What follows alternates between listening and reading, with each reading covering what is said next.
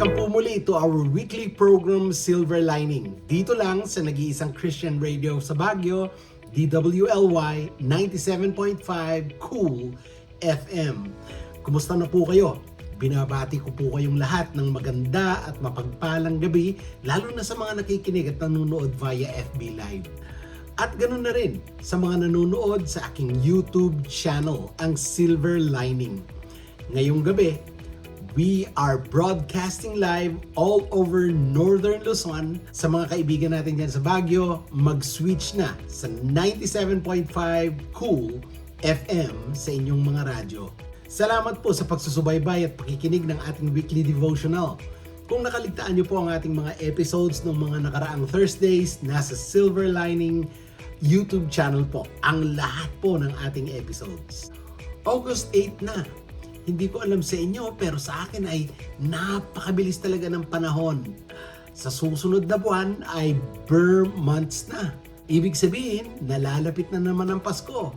Before we know it, bagong taon na naman. Napakarami na pong nangyayari sa ating buhay at napakaraming mga prophecy sa Bible tungkol sa mga huling araw ang nagaganap na sa kasalukuyan. Last week, napag-usapan po natin ang napakalaking problema kung bakit hindi naniniwala ang mga tao sa ating Panginoong Jesus. At ang mas grabe pa, marami ang galit sa Kanya. Hindi lang sa Kanya, kundi pati tayong mga tagapaghatid ng magandang balita at katotohanan. Maraming galit sa ating mga mensahero. Marami pa rin ang hindi naniniwalang si Jesus ang tanging daan patungo sa Ama sa langit. Hindi naging popular na sabihin na si Jesus is the only way patungo sa ating Diyos Ama.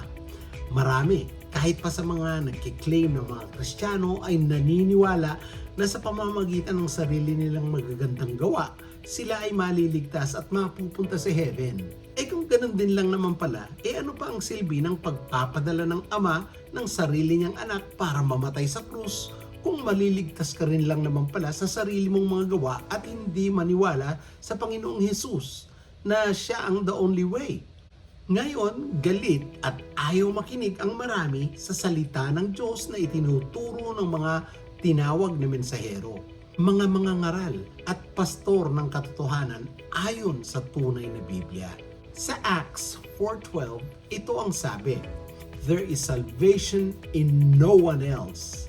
Walang kaligtasan sa iba, ito man ay ibang tao o Diyos-Diyosan o mabubuting gawa lamang.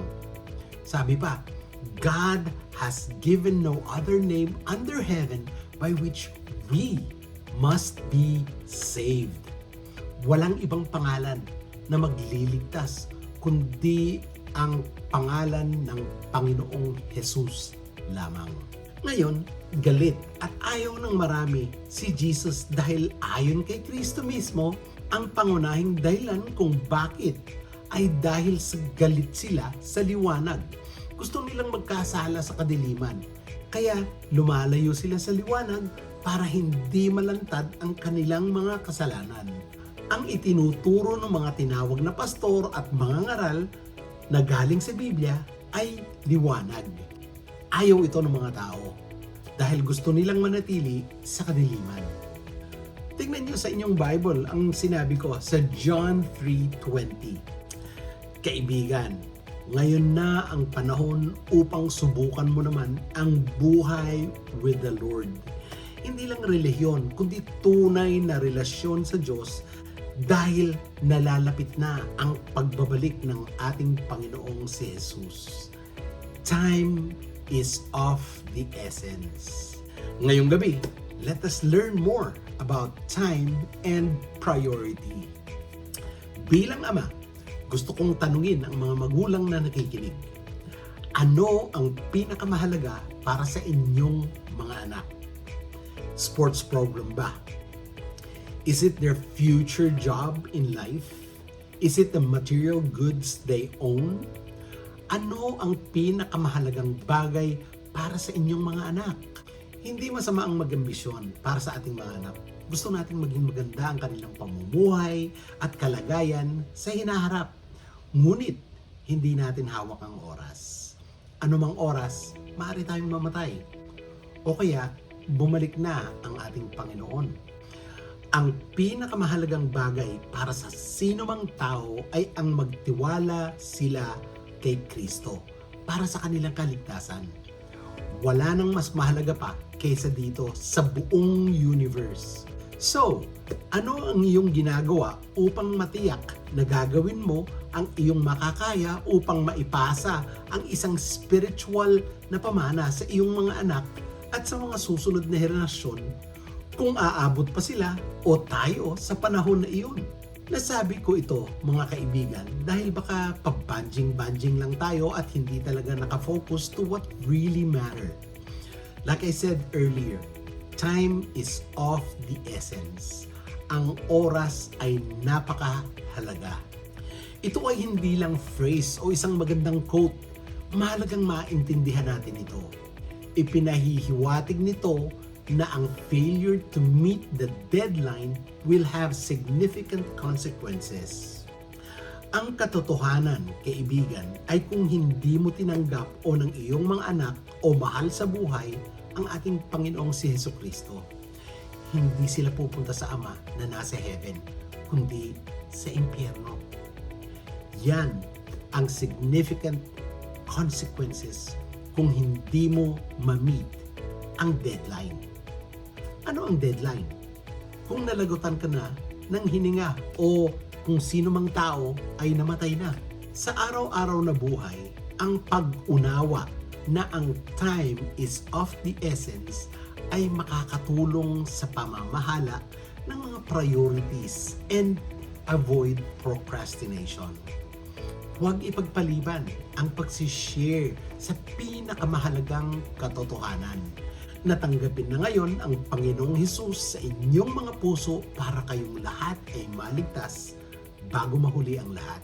Dati, nung kabataan ko pa, at dahil hindi ko pa alam ang sinasabi ng Diyos sa pamamagitan ng kanyang mga sulat sa Biblia, ako rin ay may maling priorities. Salamat sa Diyos sa liwanag at ako'y nagising sa katotohanan na ang bawat tao ay may nakatakdang panahon para mabuhay sa mundong ito. Oo, gusto ko ng maginhawang buhay. Gusto ko para sa mga anak ko na hindi sila maghirap kaya nagsikap ako. Pero habang nakikita ko ang bilis ng pagsapit ng panahon at nakikita ko ang mga senyales ng panahon sa nalalapit na pagbabalik ng ating Panginoong Hesus, hindi ko na tinitignan kung ano ang pwede ko pang angkining personal na yaman. Hindi ko madadala ang mga material na bagay sa aking patutunguhan. Tayong lahat, walang exempted. Hindi natin madadala ang yaman pag tayo ay namatay na. Lalo na kung manumbalik na ang Panginoon sa mas lalong madaling panahon. Ang mahalaga sa akin ay makasama ko ang mga mahal ko sa buhay sa langit, sa lugar ng aking Diyos Ama. Sabi nga ni Apostle Paul tungkol sa mga nakamtan niyang mga kredensyal, posisyon, karangyaan at yaman sa sulat niya sa mga Philippians sa chapter 3 verse 7 to 8, pinapahalagaan ko noon ang lahat ng ito, pero ngayon itinuturing ko na itong walang halaga dahil kay Kristo. At hindi lang yan, para sa akin ang lahat ng bagay ay walang halaga kung ihahambing sa pagkakakilala ko kay Kristo Jesus na aking Panginoon. Itinuturing ko na parang basura ang lahat ng bagay makamtan lang si Kristo. Sa mga talatang ito, Paul contemplates the life-changing impact of his relationship with Christ. Si Paul, na dating Pariseo na mas pinahahalagahan ang kredensyal at posisyon sa relihiyon, now considers all his previous achievements as worthless compared to the value of knowing Jesus. This passage highlights the profound shift in priorities that occurs when one truly encounters the Lord. Ngayon, ano ang mga aral na maaring gumabay sa atin sa mga talatang ito? Una, na kailangan natin muling suriin ang ating mga prioridad. Suriin kung ano ang itinuturing nating mahalaga sa ating buhay. Ang makalupang mga tagumpay, katayuan o posisyon at material na pag-aari ay walang silbi kung ikukumpara sa pagkakilala kay Kristo. This passage invites us to reflect on our priorities and consider whether they align with the surpassing value of our relationship with Jesus. Pangalawa, sacrificial living. Embracing Christ often involves sacrifice. Si Paul ay kusang loob na tinalikuran ang kanyang dating paraan ng pamumuhay. Kabilang na ang kanyang katayuan at mga ari-arian upang ganap na yakapin ang kanyang bagong pagkakalinlan kay Kristo. This teaches us that following Jesus may require us to let go of certain things we once held dear. The willingness to sacrifice for the sake of Christ is a testament to the depth of our commitment and love for Him. Pangatlo, the incomparable worth of knowing Jesus Christ. Ang pagbibigay diin ni Paul sa surpassing worth of knowing Jesus Christ ay binibigyan diin ang pagbabago at ang invaluable nature of a personal relationship with Jesus. Ang pagkilala kay Kristo ay hindi lamang tungkol sa intelektual na pangunawa, it is an intimate, life-changing experience that redefines our existence. This relationship offers us true fulfillment, purpose, and joy that nothing else can provide. Pang-apat, ang true gain o pakinabang in Christ. Yung perspective ni Paul ay nag-shift from viewing his former gains or wealth na napakahalaga sa kanya noon at pagkatapos ay basura na lamang kumpara to what he has gained in Christ. Ang radikal ng pagbabagong ito sa pananaw ni Paul ay nagtuturo sa atin na ang tunay na pakinabang at kayamanan ay matatagpuan sa ating espiritual na buhay at koneksyon kay Jesus. Hindi sa makamundong mga accomplishments. Our identity and worth are rooted in Christ alone. At ang panglima, ang tawag sa discipleship. These verses are a call to wholehearted discipleship.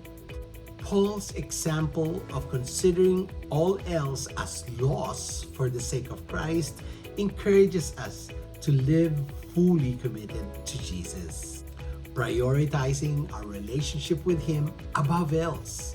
It's a call to seek first the kingdom of God and His righteousness, trusting that everything else will fall into place. Sana lagi ninyong alalahanin na mahalaga ang oras at pahalagaan ang magkaroon ng mas malalim na personal relationship with the Lord. Amen po ba? Tara, pray na tayo. Heavenly Father, we thank you for the powerful truth revealed today. Tulungan mo po kaming maunawaan ang higit na kahalagaan ng pagkilala kay Kristo Jesus na aming Panginoon at iayon ang aming mga prioridad. Give us the courage and willingness to let go of anything that hinders our relationship with you.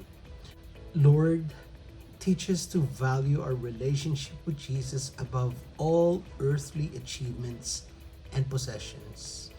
May we find our true identity, our true worth and fulfillment in Him alone. Strengthen our faith and commitment and guide us to live sacrificially, fully devoted to your will. As we seek to know Christ more deeply, may our lives be transformed by His love and grace. Help us to embrace the call to discipleship with joy and perseverance, trusting that in Him we have found our greatest treasure. In Jesus' name we pray.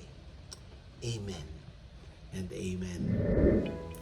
Sana ay nakapagbigay po ang ating episode ngayon ng karunungan at kaliwanagan upang maging mas malinaw ang ating pangunawa at gabay sa direksyon ng ating paglalakbay sa buhay sa kasalukuyan. Abangan muli ang ating susunod pang mga weekly devotional. Kung meron po kayong mga katanungan, prayer request, or encouragement, i-private message nyo lang po ako. Kung gusto nyo pong i-like o i-share ang ating episode, nasa FB page at mga social media accounts ng Cool FM. Mag-subscribe na rin po kayo sa aking YouTube channel, ang Silver Lining. Salamat po muli. Ako po si Silver, sa pahintulot po ng ating Diyos na nagbibigay liwanag, karunungan at pangunawa. Nandito muli ako next week. Bye and God bless you all.